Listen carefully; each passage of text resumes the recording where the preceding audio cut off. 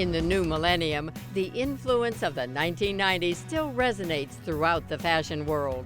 In this issue of Video Fashion Style, we revisit 90s fashion with some of the most celebrated collections, designers, and models of the decade. Marc Jacobs' grunge collection for Perry Ellis ushered in a new era of fashion. That collection was really specifically informed by music that really inspired me.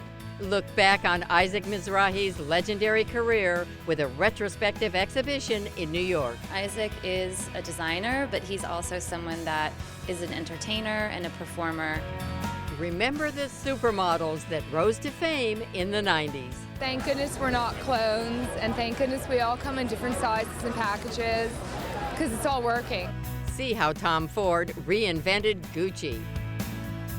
Revisit the exuberant and playful work of 90s designer darling Todd Oldham. It's about 10 years of fashion that I rearranged for the exhibition here, and it was really fun to do. Plus, see how 90s trends continue to be explored by contemporary designers. All that and more on Video Fashion Style.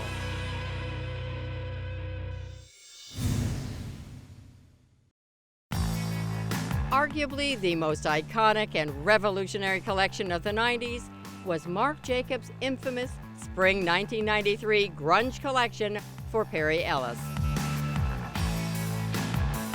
The grunge collection of years ago was specifically inspired by a music scene that was happening, and it was the music and the sort of angst in the music and the sort of embracing of the awkward and the sort of expression of it.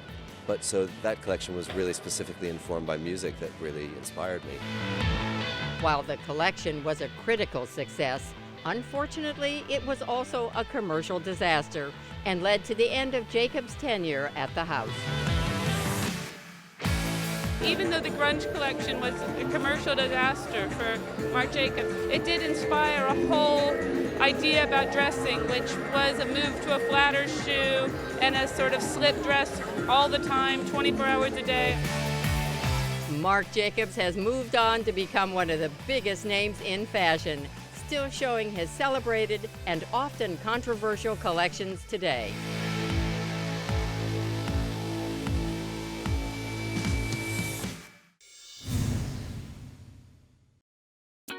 The Jewish Museum in New York City staged Isaac Mizrahi, An Unruly History, which focused on the work of the designer, artist, and entrepreneur who rose to fame in the 90s. I think, what needs to go in museums is stuff that isn't boring.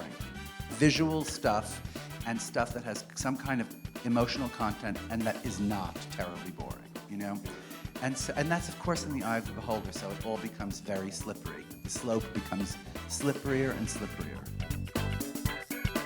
It's very colorful. I mean, we start the exhibition with this wall of swatch samples, which he had been collecting since he was a little kid, literally. And we decided to display them in this manner so that you see how Isaac not only is inspired by color, but actually collects color as a sort of idea, as an entity, as both a hue, but also a fabric. So many of the fabrics that he was working with many years ago aren't even created anymore because the mills have closed or fashion has changed on an industrial level so much in the last 30 years. But this really sets the stage for the stories that you're going to see in the clothing, both in terms of how vibrant they are, but also, just his ingenious way of using fabric and texture. And, he'll make a sequin out of a leather swatch rather than, a plastic or something like that.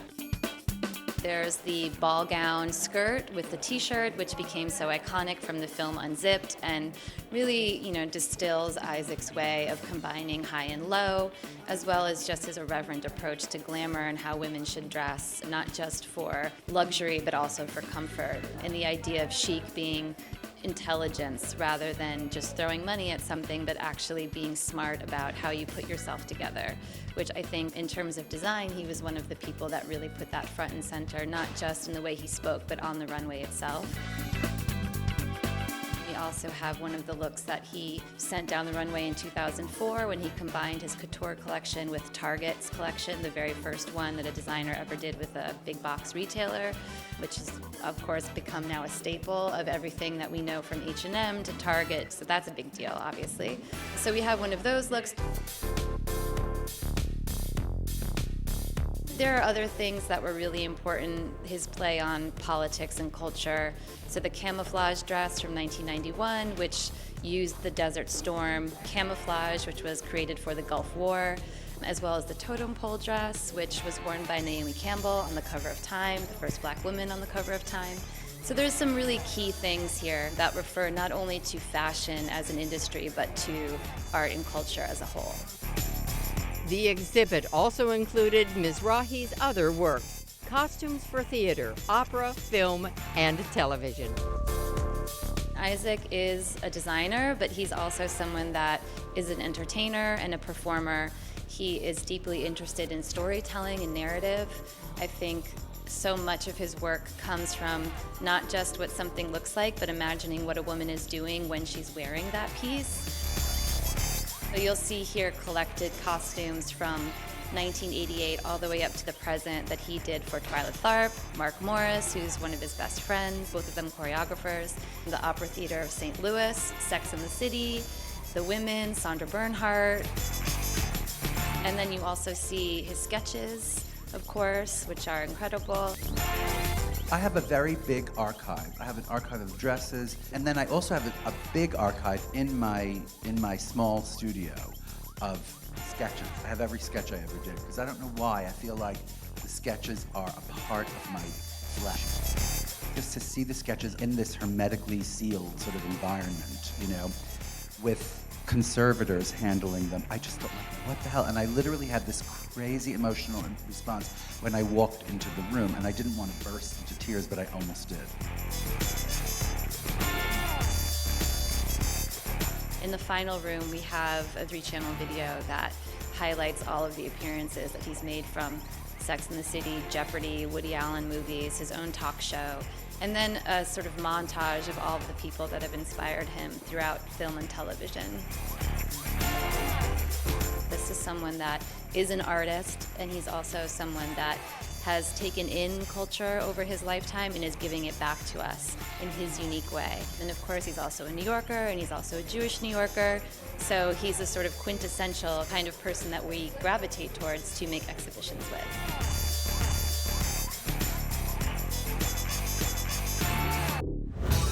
The spaghetti strap, monochrome, streamlined silhouettes. These and other minimalist trends were all the rage in the 90s. The clothes are very fragile. I think the clothes are very light. They're layered, but they look like they weigh nothing. It's sexy, and it's gentle, and it's pure, and very minimal. Understated chic looks on runways everywhere prove that less can definitely be more.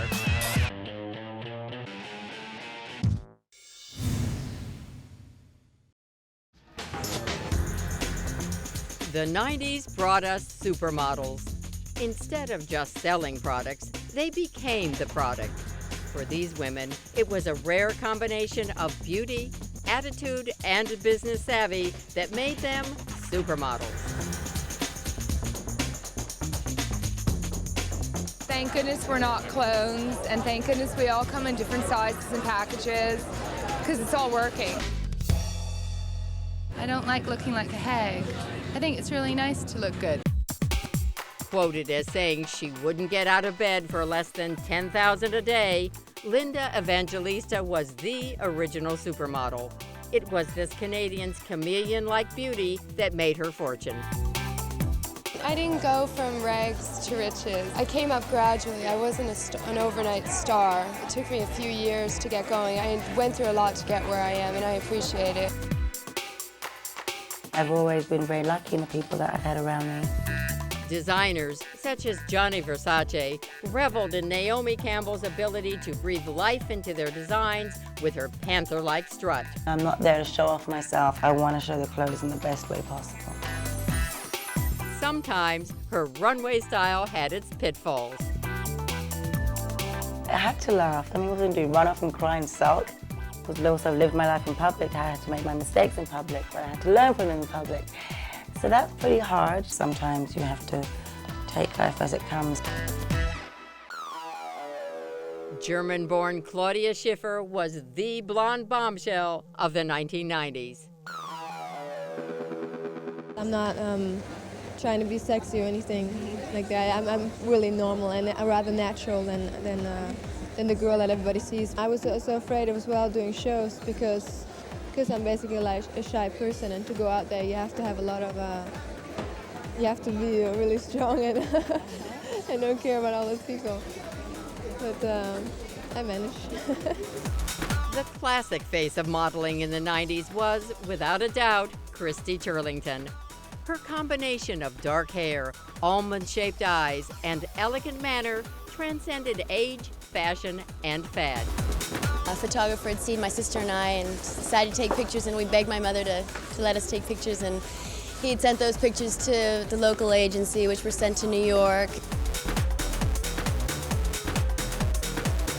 What is the image of models? I'd like to know. You mean that we have like single-digit IQs and stuff like that? Model Cindy Crawford, also known as Cindy Inc., came a long way from her modest DeKalb, Illinois beginnings. It wasn't like I was dying to be a model. It's a great job and I'm glad it happened, but it wasn't something that I've been like wanting to do my whole life. My dad is just glad I don't call and ask for money anymore. One female model to sum up the 90s? Oh, it's a hard one, but I guess it would be Kate Moss. Kate Moss, the Brit beauty who started the waif movement, became one of the most recognizable models in the 1990s. After being discovered in an airport, the beauty went on to international fame. Kate Moss, major in the 90s. Suddenly, girls did not have to be tall and skinny. They could be Kate Moss. How would I describe Kate? Beautiful, sweet, amazing, wonderful, like gorgeous, but not just gorgeous, beautiful, like in an aesthetic way, but she's a beautiful person inside. She's the last one of the big star, and she's been the first one of this new generation. So I think she's represented today in a certain way. For spring 2016, Betsy Johnson put on a retrospective show in New York City to celebrate her 50 years as a fashion designer. Oh, I'm doing 50 years. It's my life in fashion, whatever I've saved, and real iconic pieces that represent the era. The show featured some of Johnson's looks from the 90s, which offered a fun and lively riff on grunge.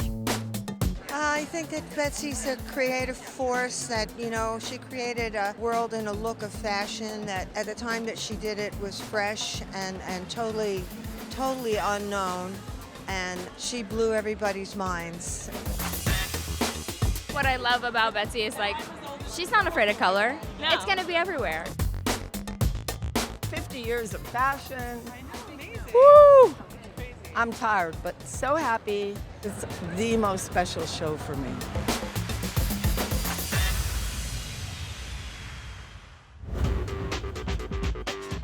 In the 90s, logomania went to new extremes, with many designers leaving their trademark all over the runways. The whole idea of logos has become so important on the street, and this season designers are finally picking up on that. And you know, there was this very fun sort of play on logos that we saw on all the runways.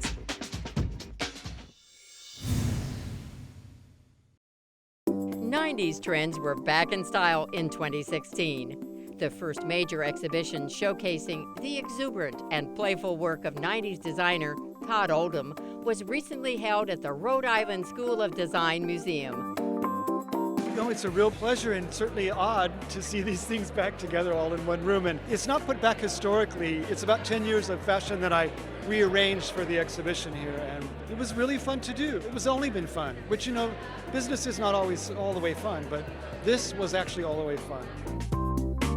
Todd has worked with RISD for a very long time. He's given lectures, he's worked with students, and he received an honorary degree from RISD in 2014. He's just very generous and fascinating to work with on, across all levels of design.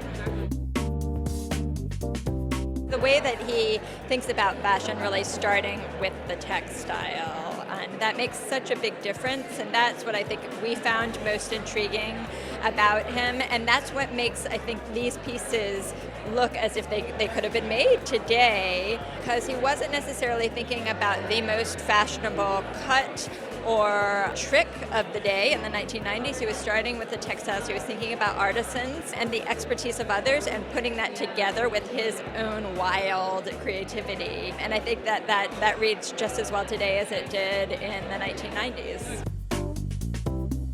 When you're working with fashion, textiles are super duper important. You have two things that are either amplified, cut in form or some sort of surface texture or print or pattern. So it's very important. And for a garment, in my eyes, to be complete, they have to marry each other with grace. I'm not a good shopper, so I always wanted to try to make everything. So everything in here was custom for us. Not only were the clothes fun, but the runway presentations were beyond fun. There were models skipping literally down the runway, really voguing. And the fashion press was was flapping in the middle. They were laughing. It was really, it's all about fun and the joy of making and the joy of wearing clothes. And that translates. Todd had fun. He loved what he was doing. And I think it's hard not to then love the pieces that came out of that. I enjoyed making all of these things, so the stories behind them all felt kind of real to me. They were certainly fanciful at times and not always real, but in my head they were. I don't know, I still like the stories. It was nice to revisit the pieces and remember, all the details that led up to them being finished. I made all the patterns myself, and when you're that intimately involved with things, you tend to remember it all. Todd Oldham's a huge inspiration for my work, and so obviously just seeing the stuff in person is incredible, and just the attention to little details is so fun, and then he's just so playful, and he kept it fresh and kept it moving. It is so inspiring. The detail and how obsessive it is and how beautiful it is, how he thought of every single element. Nothing is like a throwaway. Who does that anymore, right? Also featured in the exhibit, Oldham worked with 50 students in the textile department on the first new dress he has designed in years.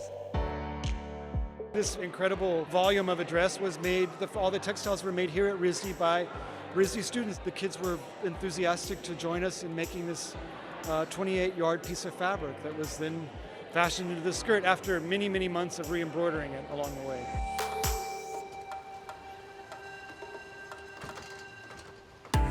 The fact that it is at the RISD Museum makes me the most happy about the complete experience, because this is a teaching institution that's really takes very seriously how creativity changes the world. It's very nice to be a part of that experience, but because I didn't have a lot of opportunities handed to me, I've always sort of made my own.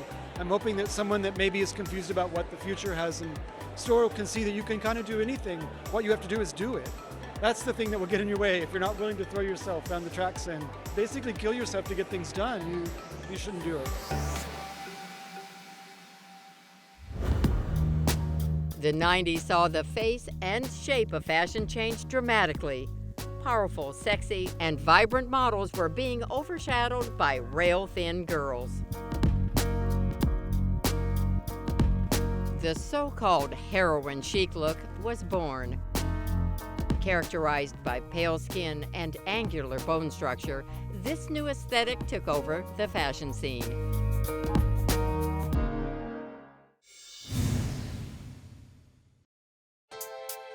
One of the major stars of the 90s was Tom Ford, who launched himself to fame with his reinvention of the storied house Gucci. I think really sexy, less restraint, less uptight. I think people want to, be more relaxed.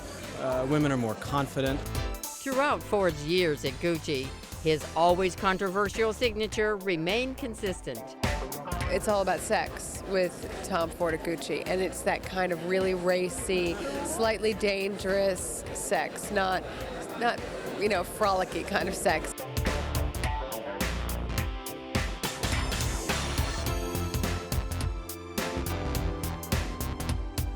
People who have the confidence and the individuality can wear anything, anytime they want. Then that is the girl at Gucci. Among other successful endeavors, Ford moved on to start his own line, proving his staying power in the industry.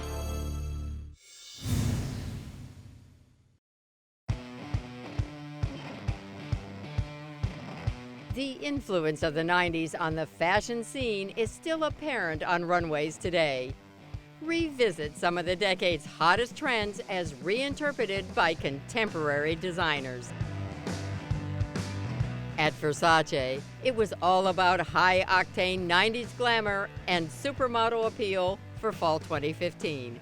We started to see a little bit of the 90s emerge with that whole sensibility of a little girl that's kind of grungy with a bit of a glam, but there is a lot of 90s here in the city of Milan, and it's certainly on the runway this season at Versace, really going back to the roots of when Gianni was designing the collection with great gold frame, filigree, platform shoes that the girls were tromping up and down the runway in. In New York that season, Takun melded early 90s inspired knits with 19th century texture. I was listening to a lot of Depeche Mode in the early 90s, and so for me it was really taking like that sort of cassette tape, rock, bohemian vibe and injecting it with a bit of the dandy sensibility. For spring 2011, Charlotte Ronson dished up effortless 90s grunge with Spanish flair. The collection is inspired by the vibrant romance of Spain paired with androgyny of 90s grunge. So lots of kind of vibrant, romantic dresses paired with like slouchy sweatshirts, so a little more disheveled look. Fall 2016 saw menswear infused with early 90s vibes at Rochambeau. The theme that we were kind of building off of was looking early 90s, bigger silhouettes, layering, and how we could modernize it with the fabrics that we were working with. We're both from New York. We grew up in that era. You know, it was hip-hop and skateboarding, so this has always been with us, and we wanted to reinterpret that. You know, you see a lot of slim silhouettes these days, and we kind of wanted to bring back the baggy-ish, you know, oversized look. In Miami, Wild Fox brought 1990s fun to swimwear for spring 2015. They're really throwing it back to the 90s supermodel era. We're doing the Linda Evangelista on our model here. We have the Naomi Campbell look, and we're doing Kate Moss, like 90s realness. Kimberly, our creative director, we went to high school together. We grew up in the 90s. This collection is so nostalgic and fun for us. Grunge was the name of the game for fall 2011 at Altuzarra. It obviously started from that kind of like Kate Moss in the 90s, a little bit grunge, a little bit looser silhouette, the idea of the parka over a bias cut dress. Jeremy Scott's fall 2015 Moschino runway was totally 90s, riffing on street style, hip hop, and major prom dresses. I was really just inspired by the street, honestly, and kind of energy. I mean, I thought a little bit about New York Street maybe, because that's the one I see the most often. And Public School showcased a nomadic 90s inspired collection for fall 2015. It made me think of urban Bedouins, a little bit like inspiration from the 90s, a little bit street hip hop, but mixed with North Africa, the Sahara. It's taking different styles and blending them into new things, and that's really what the early 90s was about in the club scene, transitioning from house into hip hop.